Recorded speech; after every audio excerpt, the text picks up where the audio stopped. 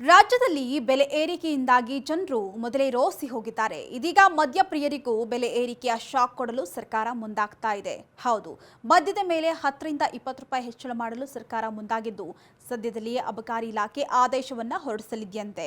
ಹೌದು, ರಾಜ್ಯದಲ್ಲಿ ಒಟ್ಟು 12,814 ಮದ್ಯದ ಅಂಗಡಿಗಳಿದ್ದು, ನಿತ್ಯ ಮದ್ಯದ ಮಾರಾಟದಿಂದಾಗಿ 6,570 ಕೋಟಿಯಷ್ಟು ಇಲಾಖೆಗೆ ಆದಾಯ ಬರ್ತಾ ಇದೆ. ಇನ್ನು 2024 ಹಾಗೂ 25ನೇ ಸಾಲಿನಲ್ಲಿ ಇಲಾಖೆಗೆ 16,500 ಕೋಟಿಯಷ್ಟು ರಾಜಸ್ವ ಸಂಗ್ರಹ ನಿಗದಿಪಡಿಸಲಾಗಿತ್ತಂತೆ. ಇನ್ನು ಆದಾಯ ಹೆಚ್ಚಿಸುವಂತಹ ನಿಟ್ಟಿನಲ್ಲಿ 2 ವರ್ಷಗಳಲ್ಲಿ 4ನೇ ಬಾರಿ ಬಿಯರ್ ಹಾಗೂ 3 ಬಾರಿ ಇಂಡಿಯನ್ ಮೇಡ್ ಲಿಕ್ಕರ್ ಬೆಲೆಯನ್ನ ಏರಿಕೆ ಮಾಡಲಾಗಿತ್ತು. ಜೊತೆಗೆ ಪ್ರೀಮಿಯಂ ಮದ್ಯದ ದರವನ್ನ ಕೂಡ ಇಳಿಸಲಾಗಿತ್ತು. ಇನ್ನು 2023ರ ಜುಲೈನಲ್ಲಿ ಮಂಡಿಸಿದಂತಹ ಬಜೆಟ್ನಲ್ಲೂ ಕೂಡ ಬಿಎಂಎಲ್ ಮೇಲೆ -10% ಅಬಕಾರಿ ಸುಂಕವನ್ನ ಹೆಚ್ಚಿಸಲಾಗಿತ್ತು. ಇದಕ್ಕೂ ಮುನ್ನ ರಾಜ್ಯದಲ್ಲಿ ತಯಾರಿಸಬಹುದಾದ ಅಥವಾ ಆಮದು ಮಾಡಿಕೊಳ್ಳಬಹುದಾದಂತಹ ಬಿಯರ್ ಬಾಟಲ್ನ ಮೇಲೆ -10% ಅಬಕಾರಿ ಸುಂಕವನ್ನ ಹೆಚ್ಚಿಸಲಾಗಿತ್ತು.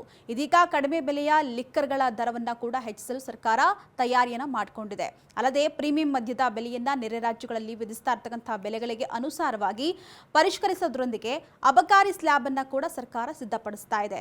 ಇನ್ನು ಈ ಹಿಂದೆ ಆಂಧ್ರ, ತೆಲಂಗಾಣ ಜನರು ಕೂಡ ಹೆಚ್ಚಿನ ಸಂಖ್ಯೆಯಲ್ಲಿ ಗಡಿಭಾಗಕ್ಕೆ ಬಂದು ಮದ್ಯವನ್ನ ಸೇವಿಸ್ತಾ ಇದ್ದಂತಹ ಪರಿಣಾಮ ಸರ್ಕಾರಕ್ಕೆ ನೂರಾರು ಕೋಟಿ ಆದಾಯ ಬರ್ತಾ ಇತ್ತು.